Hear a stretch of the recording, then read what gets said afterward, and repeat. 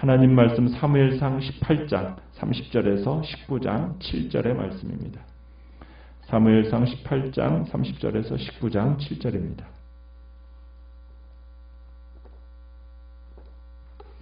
사무엘상 18장 30절입니다.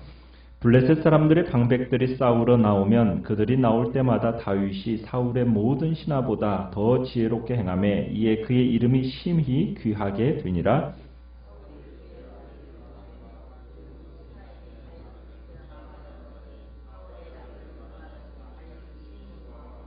그가 다윗에게 말하여 이르되 내 아버지 사울이 너를 죽이기를 꾀하시느니라. 그러므로 이제 청하노니 아침에 조심하여 은밀한 곳에 숨어 있으라.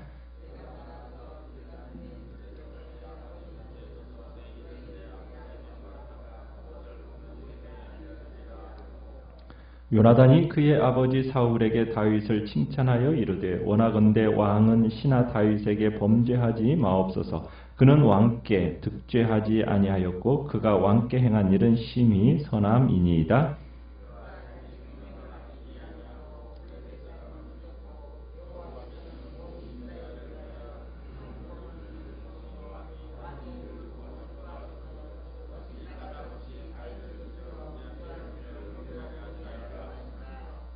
사울이 요나단의 말을 듣고 맹세하되 여호와께서 살아계심을 두고 맹세하거니와 그가 죽임을 당하지 아니하리라. 요나단이 다윗을 불러 그 모든 일을 그에게 알리고 요나단이 그를 사울에게로 인도하니 그가 사울 앞에 전과 같이 있었더라. 아멘. 오늘 말씀의 제목은 요나단의 간언이라는 제목으로 말씀을 나눕니다. 18장은 백성들이 이 다윗을 이제 진정한 이스라엘의 영웅으로 용사로 인정하는 모습을 보았습니다. 이제 그 다윗의 명성이 오늘 30절에 보면 이스라엘에 국한되지 않는다는 것을 보여주면서 마무리를 짓고 있습니다. 어떻게 보면 이스라엘의 숙적이라고 할 수 있는 블레셋군의 장군들에게조차 다윗은 매우 높이 평가를 받고 있다는 사실이죠. 블레셋 방백들이 30절에 보면은 이스라엘과 싸우러 나올 때마다 다윗이 사울의 모든 신하보다 더 지혜롭게 행해서 연승을 거둡니다. 그러면서 이제 다윗의 그 무공과 영예가 더 커가게 되고 그의 이름이 심히 귀하게 되었다라고 얘기하는 거죠. 그러니까 다윗의 인지도가 이스라엘에게만 국한되는 게 아니라 국제적인 면모를 갖추게 되었다는 얘기입니다. 그에 비하여 사울의 모습은 어떻게 되어져 가는가? 참 오늘 본문에 보면은 갈수록 비참해지고 쇠퇴해져 가는 모습을 우리가 보게 됩니다. 블레셋과의 전투에서 승승장구하면서 어떻게 보면 다윗의 위상은 점점 높아지는데 이런 상황 속에서 사울은 어떻게 대처해 가느냐? 다윗의 이름이 커지면 커질수록 사울의 마음에 이 다윗에 대한 두려움이 커져만 갑니다. 그러니까 사울의 두려움은 다윗에 대한 증오로 바뀌게 되고 이 증오는 자기 파멸적인 광기로 악화가 되는 겁니다. 다윗의 등장에 두려움을 느낀 것까지는 좋았어요. 그러나 다윗을 미워하기 시작한 것은 사울 자신을 파괴하는 길로 나아가게 되었다는 얘기입니다.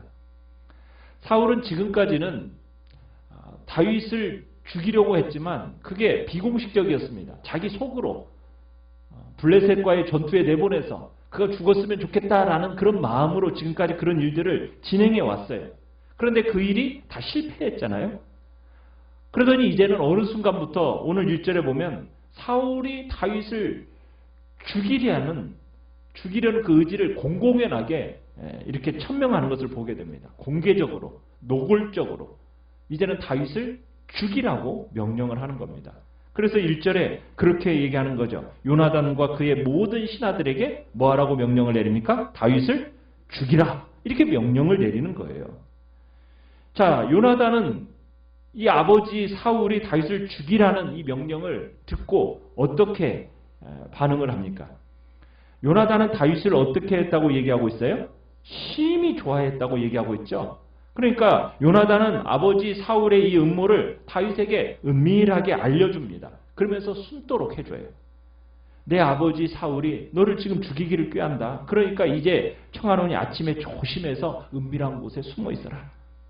여기서 2절에 보면 꾀하시느니라 할 때 이 꾀한다라는 말은 찾고 있다 이런 뜻입니다. 그러니까 사울이 다윗을 죽일 기회를 계속 노리고 있다는 얘기죠. 그래서 들에 가서 피신해 있다가 그 사울이 이제 모종의 어떤 적이 어린 그 행동을 취하기 전에 미리 적절한 신호를 내가 보내면은 도망치든지 아니면은 다시 사울 곁으로 오든지 그렇게 둘 중에 하나를 하라고 지금 충고를 하고 있는 겁니다. 그리고는 4절에 가보면은 요나단이 자기 아버지 사울 왕에게 다윗을 죽이지 말 것을 간청을 합니다.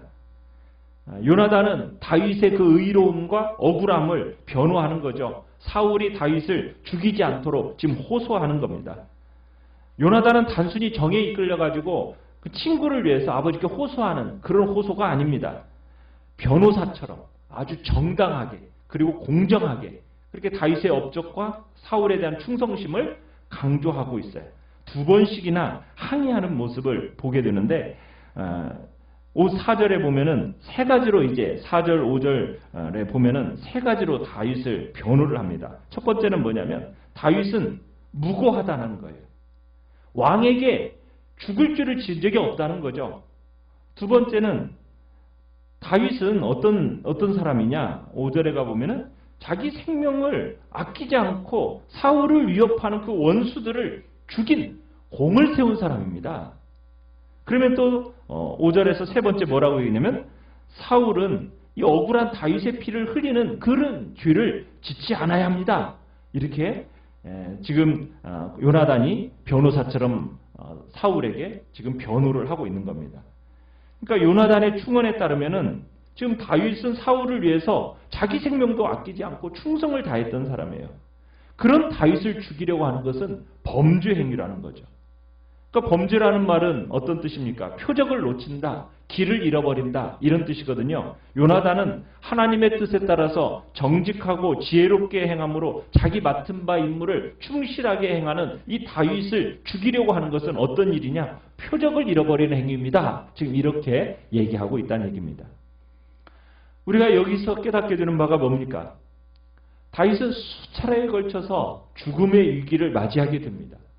근데 왜 죽음의 위기를 맞이하게 됩니까? 이유가 뭡니까? 다윗은 하나님 앞에서 의롭고 바른 일을 했기 때문이라는 거예요. 사실 사울이 다윗을 죽이려고 했을 때 다윗은 바른 일만 했어요. 블레셋의 거인 골리앗을 죽여서 이스라엘의 난국을 해결했습니다. 불안정하고 고통스러워하는 사울의 마음, 그 사울의 영혼의 안정과 치유를 가져다 주었습니다. 그야말로 어떻게 보면 다윗은 이스라엘에 필요로 하는 사람이요, 사울 왕에게 가장 필요한 사람이 어떻게 보면 다윗이었어요. 그런데 이것 때문에 다윗은 죽을 뻔하는 거예요. 다윗은 선한 일을 하고도 지금 죽을 뻔했다는 얘기입니다. 어떻게 보면 사울은 다윗이 선했기 때문에 그를 증오했어요. 좋은 일을 했는데도 비난을 받게 됩니다. 최선을 다했는데도 느닷없이 심한 반대와 핍박을 당하게 됩니다. 여러분 그럴 때 우리는 매우 당황스러워요. 그죠? 잘못해서 벌 받는 것이라고 한다면 뭐 그건 당연한 것으로 받아들일 수가 있어요. 그런데 내가 잘못한 것도 없는데 도리어 의롭고 선한 일을 행하는데 그런데 도리어 어떻게 보면은 핍박받고 반대를 받으면 우리의 마음은 당황하게 됩니다. 다윗도 그랬어요. 20장 1절에 가보면은 다윗의 그런 마음을 대변해주는 요나단에게 이런 항의를 합니다. 내가 무슨 못할 일을 했냐? 내가 무슨 죄를 지었냐? 내가 자네 아버지에게 무슨 잘못을 저질렀기에 이토록 나의 생명을 노리는가? 그런데요, 다윗은 자신의 그 정당성을 주장하기 위해서 인간적인 방법을 동원하지 않습니다. 고난이 억울하다고 하여서 피하려고 하지도 않습니다. 고난을 단축하려고도 하지 않습니다. 그저 무엇만 합니까? 다윗은 하나님만 의지합니다. 그리고 자기에게 주어진 그 고난에도 하나님의 뜻이 있었음을 믿습니다. 그러면서 묵묵히 그 고난이라는 것을 받아내고 하나님의 때를 기다려갔던 사람이 다윗이었던 것이죠. 다윗이 이러한 모습은 어떻게 보면 선을 행하고도 비난을 받게 될 때 우리 그리스도인들의 태도가 어떠해야 되는지를 가르쳐주는 말씀입니다. 우리가 진정 하나님의 주권을 믿고 하나님의 섭리를 믿는 사람이라면 우리가 진정 억울한 일을 당한다고 하더라도 쉽게 포기하거나 좌절하지 말아야 한다는 거죠. 도리어 그 가운데서도 하나님의 뜻대로 살려고 우리는 정말 마음을 다해서 그 뜻을 붙들어야 된다는 겁니다. 어느 시대를 보더라도 하나님의 뜻대로 살려고 했던 사람들은 어려움을 겪습니다. 그것도 많은 어려움을 겪습니다. 그래서 베드로가 그런 얘기를 했어요. 애매히 고난을 받아도 하나님을 생각함으로 그 슬픔을 참으면 그것은 아름다운 것이다. 뿐만 아니라 더 나아가서 선을 행함으로 고난을 받고 참으면 이것은 하나님 앞에 아름답다. 너희는 이것을 위하여 부르심을 받은 자들이다. 베드로 사도가 그렇게 우리에게 얘기하고 있는 겁니다. 하나님은 기름 부음 받은 다윗이 위기의 순간에 당할 때마다 특별한 사람들을 세우셔서 그 위기를 뛰어넘게 하십니다. 이번에는 누구를 세워주신 거예요? 요나단을 세워주신 거예요. 어떻게 보면 요나단은 자신이 아버지로부터 물려받을 그 왕권보다도 다윗을 더 좋아했습니다. 어떻게 보면 이런 상황이면 일은 다 끝이 난 거예요. 왜냐하면 도둑질도 손발이 맞아야죠. 그죠? 다른 사람은 고사하고 사울이 다윗을 죽이려고 하는 지금 가장 근본적인 이유가 뭐예요? 자기의 왕권을 강화해서 지금 자기 왕권을 누구에게 넘겨주겠다는 거예요? 자기 아들 요나단에게서 넘겨주겠다는 것이 지금 이 사울의 마음이에요. 그런데 요나단은 사울의 이 마음을 아는지 모르는지 딴짓을 하고 있는 겁니다. 어떻게 보면 우리 눈에 비춰진 이 요나단의 신앙은 정말 멋진 신앙이에요. 자신의 야망보다도 하나님의 뜻에 순종하는 것을 더 귀하게 여긴 사람이 요나단이었던 거죠. 정말 이런 그리스도인이 많다면 아마 세상은 훨씬 더 멋지게 변할 거죠. 자, 그런데 이제 요나단의 이 설득력 있는 호소에 사울이 어떻게 맹세를 하고 있습니까? 6절에 가보시면은 여호와께서 살아계심을 두고 맹세하거니와 그가 죽임을 당하지 아니하고 죽임을 당하지 아니하리라. 요나단은 지금 그 요나단의 충언을 들은 이 사울이 겉으로는 아들 요나단의 변호에 설득당한 것처럼 보입니다. 왜냐하면 이 요나단의 논리가 정확하니까요. 그래서 그 요나단의 논리에 사울이 수긍을 해요. 어떻게 보면 사울의 이 발언이라는 것은 그의 심리적인 동요를 살며시 보여주는 겁니다. 사울도 인정했어요. 정말 자신의 목숨을 내놓고 싸웠다라는 것, 다윗이 그런 사람이라는 것을 인정하고 누구보다도 의로운 사람이고 정말 다윗을 죽이면 무고한 피를 흘리게 된다라는 것을 사울도 잘 알았다라는 거예요. 그런데 지금 사울의 눈앞에 다윗이 어른어른 거리면은 이 눈에서 가시같이 느껴지는 거예요. 그러니까 사울의 마음은 감정과 이성 사이에서 막 흔들리는 갈대처럼 지금 이성적으로 생각했다가 금방 감정적으로 가버렸다. 이게 이렇게 지금 막 흔들리고 있는 것 같아요. 그러니까 사울은 이 내적 갈등이 너무 버거운 거죠. 참 어떻게 보면은 그 버거운 내적 갈등에 시달리는 불쌍한 사람이 바로 이 사울인 겁니다. 자, 그런데 이 사울의 맹세가 믿을 수 있어요, 없어요?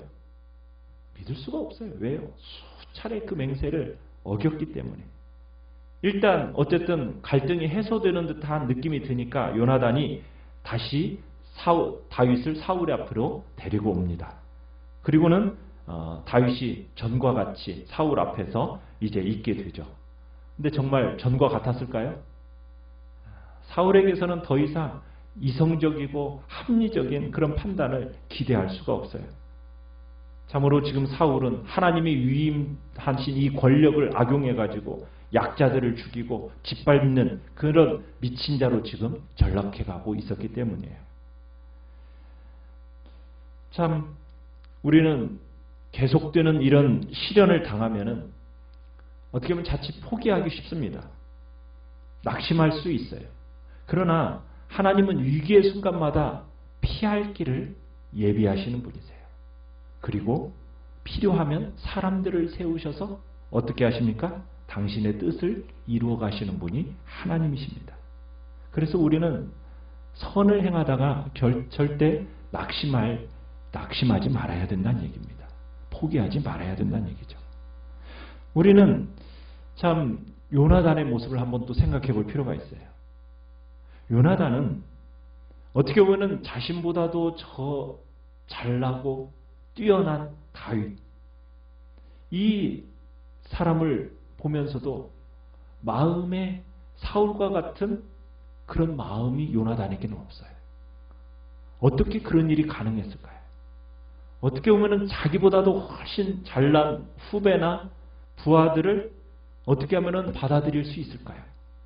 그것은 바로 하나님을 쳐다봄으로 가능합니다. 오로지 하나님을 쳐다봄으로. 그러니까 요나단은 다윗을 하나님의 그 절대적인 주권 아래에서, 하나님의 그 섭리의 빛 아래서 바라봤던 거예요. 비록 요나단은 왕세자였습니다. 이스라엘의 영웅이라고 할 수가 있어요. 그렇지만 지금 다윗에게로 기울어져 가는 하나님의 마음, 민심의 추이, 이런 것들을 지켜보면서 요나단은 그 흐름에 순복하고 있는 거예요. 그에 비해서 사울은 어떻게 합니까? 하나님의 주권에 저항합니다. 하나님의 그 섭리에 저항합니다. 하나님의 주권과 섭리에 저항한 그 결과가 어떻게 나타나는지 우리는 보게 되는 거예요. 사울은 자신이 권력을 잡고 나니까 그 권력 절대로 내놓을 수 없는 거예요. 하나님이 선물로 주신 것인데 선물로 여기지 않고 한번 올라가니까 내 것이라고 생각하면서 절대로 놓지 않으려고 합니다.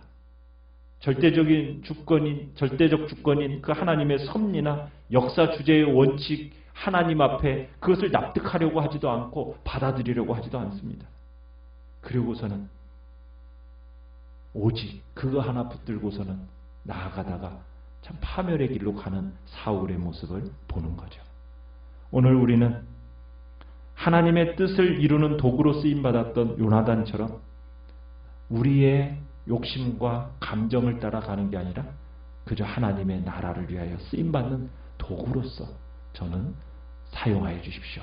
주님 앞에 이런 마음으로 나아가시면서 정말 어떠한 일이 있다 할지라도 하나님의 주권 아래 또 하나님의 그 섭리 아래 우리 자신을 맡겨드려 나가는 복된 자리에 우리 모두가 있기를 간절히 축원합니다.